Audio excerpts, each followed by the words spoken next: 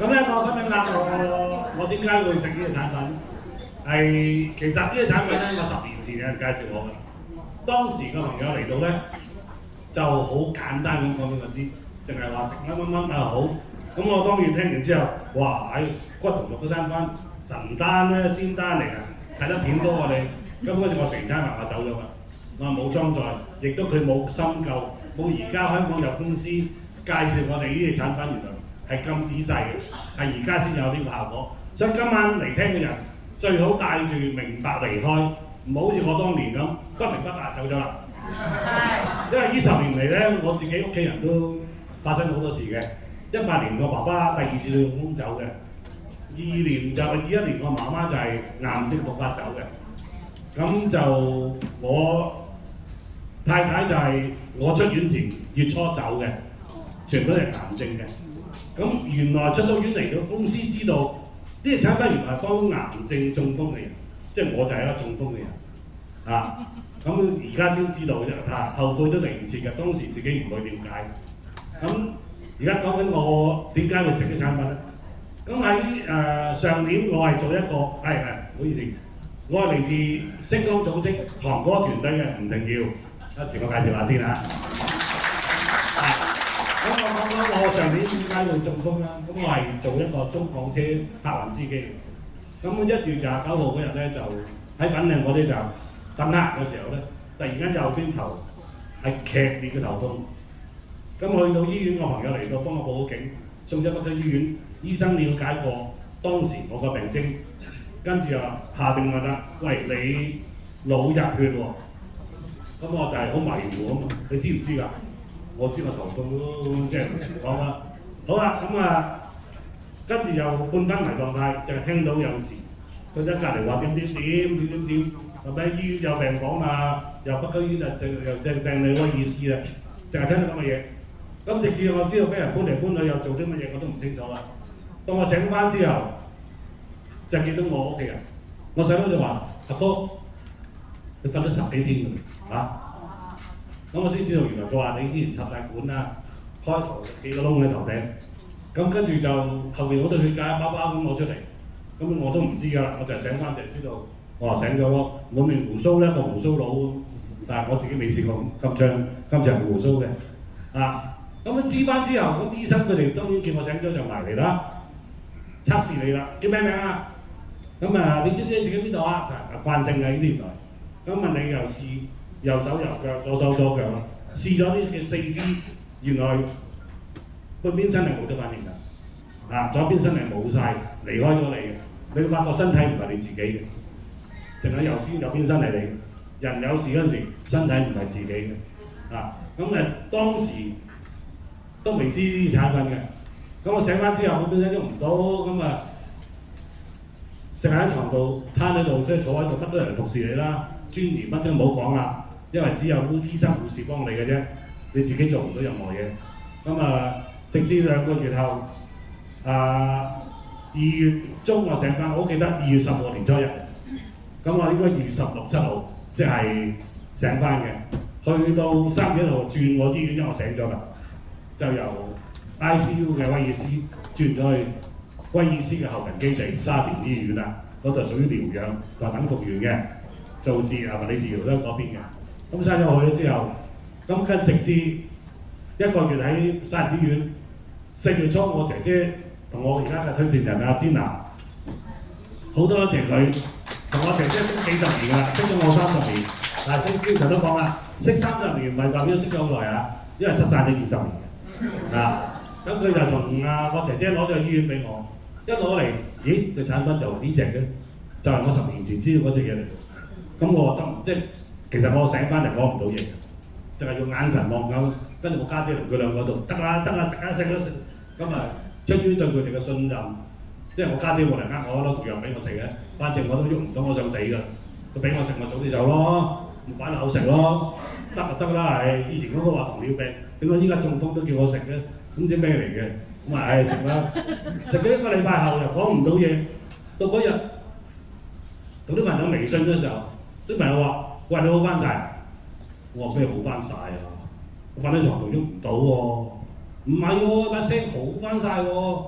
咁咁我知道原來我把聲翻咗嚟，呢個係1個禮拜嘅，食一樽7日啊，咁啊，跟住啦，第2個驚奇奇怪情況出現就係食咗10幾日，嗰朝早物理治療師上到巡房，巡到我病床，摸下我隻腳，喂阿耀，你隻腳好似有肌肉有翻啲力量，不如你試落床度企下啦。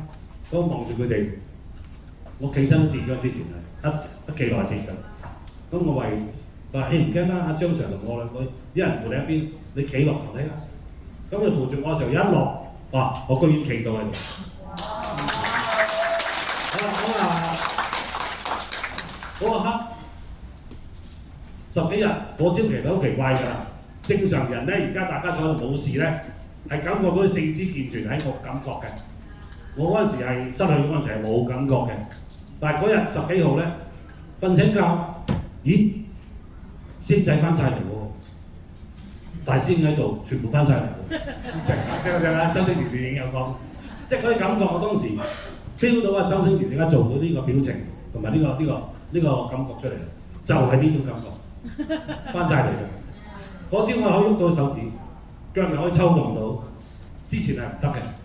係離開咗你，唔係你嘅其實身體啊，咁好啦，去到差唔多係今日係4月16號啊，係啦，13號我喐到，16號我去物理治療嗰陣時，物理治療師話：喂，你好似企得到隻腳有啲力量，不如你試下學行啊！我話得唔得㗎？得，我話你得，我扶住你啊，唔該件衫，咁我行咯。跟住我喂，啲阿伯嗰啲揸4腳扶架，我咪揸嗰啲啊！我都驚啊嘛，嗰啲晾住膝頭哥，喂手踭嗰啲，我話行呢隻架，你唔使揸拐杖4隻爪嗰啲咩？佢話你揸呢就得啦，你腳夠力。咁跟住我話係咪㗎？係咧，信我啦，我後邊諗住你啦。咁啊扶住你行，咦又真係行到喎，即係左右教我哋點樣用拐杖嘅先後次序。咁啊又行到喎，去到跟住20號。已經可以我自己綁住條帶咯，天花自己喺度行，可以行路，揸啲拐杖，差唔多行到好熟練啦。咁由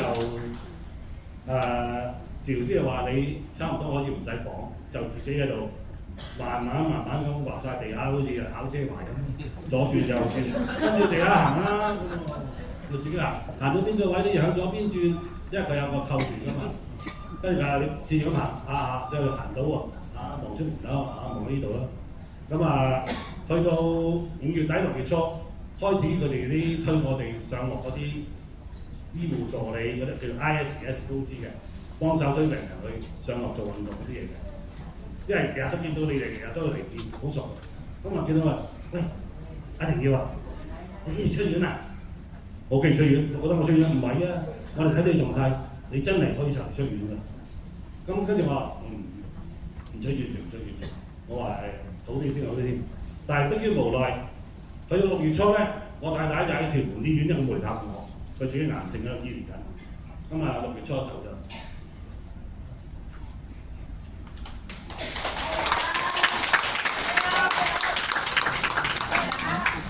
咁6月尾咧，佢就出發，嗰個醫生講，反正我行唔到啦。廿六號出，因為冇聲啊。咁當時咧，佢29號佢運，佢26號決定出院咯。咁跟住我決定出院嗰時係第20號啦。咁我層樓嗰個護士長，佢話：我諗唔到你咁快出到院。咁我治療師巡房嗰一刻，嗰個禮拜巡咗上嚟，知我下個禮拜出院，上嚟望住我腳，我喺床邊坐喺度。嗰陣時我就好似一個探病啊，屋企人都唔隔離傾偈嘅，自由自在嘅。咁我傾偈，我話叫我傾偈走埋嚟，喂，我望住我腳做咩？我諗唔到你行得翻出醫院。我話唔係話你就係治療師，我好差咩？你入嚟唔差，行有一平嘢，企有一平嘢，你計差啦！你睇對面嗰個同你一樣，而家未起得身啊，講唔到嘢啊！真人真事嗰個叫華哥，我同佢成傾偈。以前我哋早期3月喺度嗰時咧，我哋用手傾偈嘅，即係右手右腳，咁傾偈嘅啫。但係直至我出院嗰日，佢只係比嗰陣時好咗少少，可以落地企下，達唔到，講嘢亦都係講唔到，但係我已經出院，所以佢好羨慕。我有同佢分享過嘅，但係奈何佢屋企人唔信，佢兩個阿哥冇嚟探過佢嘅。咁佢老婆前一晚我出院啦，佢真係講：喂，好多謝你林生，你介紹我啲產品，但係冇辦法啦。我哋屋企咧，如果要買俾佢食咧，要兩個阿哥夾錢，即係一個中咗風嘅人，冇晒控制自主能力，所以有時健康嗰陣時，你已經 keep 住。即係正如我揸車，我哋點解每個月，因為我哋使用量好高，51萬公里係一個月嘅時間，每個月我哋都要保修，人都要保養㗎，唔係淨係車。我哋車保養就為咗唔想佢大壞，使好多錢去整佢。好啦，換機油、燒車頭，抬個車頭翻嚟換一換新車頭，幾萬蚊嘅。所以人好似我咁燒車頭咯，今次，今日好大鑊咯，所以維修。我今次嘅費用係唔見咗好多，因為平時冇保養自己，咁我以前係唔留意㗎嘛。咁好啦，咁我出院6月底出院，7月初息用啦。咁我推薦人同我一個兄弟。即係包括呢啲都係啦，佢第幾十年嘅啦，都係碼頭嘅，今日都嚟咗一個。嗰個一早入咗嚟，就報咗名同我去馬來西亞。咁去馬來西亞就見到呢間公司原來咁嘅，哇！本陽大會原來咁嘅，話啲人嘅嗰種感情同埋真係呢間公司老闆呢個產品同個理念，我覺得非常之好，所以我決定喺度繼續宣揚俾我啲朋友。咁我而家有嚟醫探我，排咗啲幾十年嘅朋友人睇啦，因為佢哋醫探到我。睇住我好轉得好快，比其他人好好多。咁即係而家得出結論就係預防勝於治療。產品要提前去進食，一有問題你要搞好自己先。甚麼獨頭醫嗰陣時，好似我咁，而家啲醫翻好，其實我唔見咗好多嘢。我車冇咗㗎啦，我存款咧亦都冇晒㗎啦，因為間醫院都唔係必要，自己做唔到嘢，咁你租業要交都要交租嘅。我哋架車個牌係租嘅，你就算唔揸都要俾8000蚊一個月，唔係話俾8000蚊一年就算數，係8000蚊一個月嘅。咁我房租嗰度有幾千蚊，咁每個月就瞓喺度都唔見萬幾蚊㗎啦，點會使費？我住咗5個半月醫院房，所以都控制唔到嘅嘢。所以話而家咪分享咯。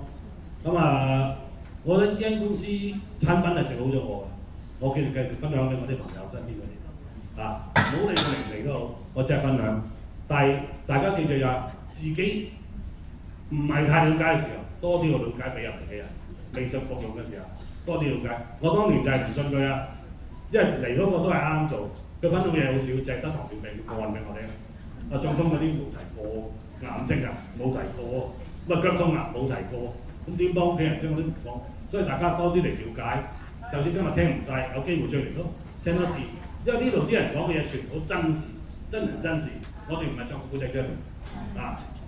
尤其睇到早幾個月破地獄電影，如果有睇過嘅，許冠文係左邊身半身不遂，彩雲呢度係同我當時一模一樣。黃子華問佢，咁唔該你講出口啦，經理唔喺度今日唔記得多謝佢。黃子華問佢，文哥。咩情況？大撚鑊，半身不遂。我一睇到電影都望，你同佢一模一樣。跟住佢探病嗰陣時候，隔離病床有個女人係探緊老公嘅，佢隻眼係咁樣。當時我就係咁，哇！羨慕妒忌啦。我太太醫緊癌症，係冇人嚟探我嘅，淨係自己照顧自己。所以當時啲眼神，真係好反映到我當時就係咁。所以而家就知道咩叫做健康緊要。而家我都好多時去留意翻健康嘅新聞視頻好似嗰日我睇嗰個介紹話齋，病有事嗰陣時，你越治就越忙嘅，並唔係你但係你越治，你只係治療佢唔係提防咧，你係知道越治越忙，越醫越忙嘅，因為你個病真係越嚟越嚴重嘅啫。所以要預防勝於治療。希望大家今晚聽到我哋台上嘅分享嗰啲個案咧，我哋個個都係真嘅，大家記住翻去。即係就算你冇呢個病症，佢身邊就有呢個病喎，嚟拍啲拍啲人就係非常之好嘅。我哋以身作則，親身見證，由一個唔喐得嘅人2個半月行得翻出嚟。個治療師、護士長都問我，估唔到你咁快捉到院，呢個係真事。我唔喺度，我係仲有我喺沙田醫院好出名嘅，因為係食咗10幾日嘅。有一反應嗰陣時咧，我係沙田醫院腦科病人第一個，亦都係唯一一個食蟹嘅。因為我朋友咪買4隻蟹同我食咩？你知啦，嗰陣時唔食得嘢唔多啲，食粥啊麥皮嘅啫嘛。咁佢話：喂，我探你啦，買下俾你喎。哇！隻蟹隻眼放光，好。咁我買4隻蟹，個籠咁高攞過嚟，啲護士啊、嗰啲治療師行過，喂食咩啊？食蟹咯，唔食得咩？咁啊唔係，醫生會同我講，咁啊係，咁你食到咩？食咯，咪即刻攞住蟹右手就眼俾你睇。嗰陣時係啱有啱反應嘅啫，未靈活左手，但係我右手係好靈活，冇事噶嘛，咪食俾佢哋睇咯。4隻食咗3隻，所以佢哋話你都係護士長咯，你係我呢度唯一一個我親眼見過食蟹嘅病人。哇！咁你永遠記住我㗎咯喎。好啦，咁我今晚分享到呢度啦，希望大家有收穫到啦。